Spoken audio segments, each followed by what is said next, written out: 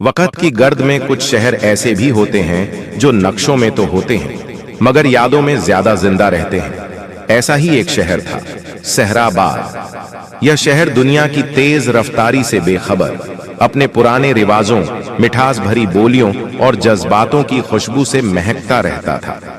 इस शहर की गलियों में अगर आप सुबह सैर को निकलते तो पुराने वक़्त के मुसलमानों की तरह आदाब करता हुआ कोई न कोई बुजुर्ग मिल ही जाता।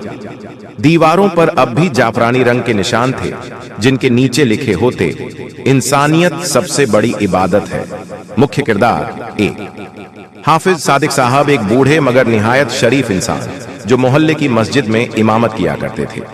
उनकी आंखों में इतना सुकून था कि बेकरार दिल भी उनसे बात करके हल्का हो जाता। दो नौजवान सलीम, एक तेज तर्रार और होशियार लड़का जो नई सोच रखता था मगर अपने बड़ों का अदब करना नहीं भूला था। शहर की यूनिवर्सिटी में पढ़ाई करता और ख्वाब देखता था बहुत बड़े इंसान बनने का, लेकिन रास्ते भटकने से डरता था।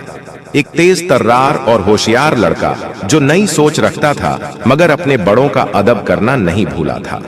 शहर की यूनिवर्सिटी में पढ़ाई करता और ख्वाब देखता था बहुत बड़े इंसान बनने का, लेकिन रास्ते भटकने से डरता था। 3 रहीमा बीबी, सलीम की वालिदा, एक बेवा औरत जो कढ़ाई बुनाई करके अपने बेटे को पढ़ाती थी। उनके हाथों से बना हर कंबल, हर रुमाल जैसे दुआओं से भीगा होता। 4 फरीदा, सलीम की बचपन की दोस्त जो मोहल्ले की लड़कियों को पढ़ाती थी। उसकी आंखों में इल्म की रोशनी थी और दिल में जमाने को बेहतर बनाने का जज्बा। पहला मोड़, पुरानी किताब। एक रोज सलीम यूनिवर्सिटी से लौटते हुए कबाड़ी की दुकान के पास रुका। वहां एक पुरानी किताब दिखी, जिंदगी का मकसद। उसके झर्रे जर्रे से खुशबू आ रही थी, जैसे किसी ने इसे सिर्फ पढ़ा नहीं, जिया हो। उसने किताब खरीद ली और सीधा घर पहुंच गया।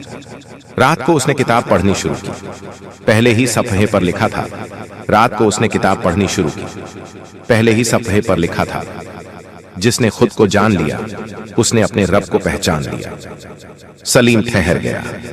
ये लफ्ज़ जैसे उसके दिल के अंदर उतर गए। गुज़िश्ता बातें और सवालात। अगले दिन वह हाफिज सादिक साहब के पास पहुंचा। हजरत, ये किताब, ये बात, क्या वाकई इतना आसान है खुद को जानना? हाफिज साहब मुस्कुरा दिए। बेटा, आसान तो नहीं, लेकिन नामुमकिन भी नहीं। जिंदगी एक सफर है जिसमें इंसान अपने अंदर की दुनिया तलाश करता है। उन्होंने एक हदीस सुनाई, जिसका आज उसके कल से बेहतर न हो, वह घाटे में है। फरीदा का पैगाम। उसी हफ्ते फरीदा ने एक छोटी सी तालीमी महफिल रखी थी। वहां उसने लड़कियों से कहा, इल्म सिर्फ किताबों में नहीं होता। इल्म उस नजर में होता है जो हर चीज में सीखने की तलब रखे। जो इज्जत अपने माँ बाप को देते हो वही तुम्हें मुकद्दर में मिलती है। सलीम ने ये बातें छुप कर सुनी और दिल में एक नर्म हलचल सी हुई। कहानी का इख्तिताम। पार्ट 1, सहराबाद। अब सिर्फ एक शहर नहीं रह गया था, वो बन गया था एक खुशबू जो सलीम के सवालों, रहीमा बीबी की ममता, हाफिज साहब की दुआओं और फरीदा की तालीम में घुल चुकी थी। मगर यह तो अभी शुरुआत थी।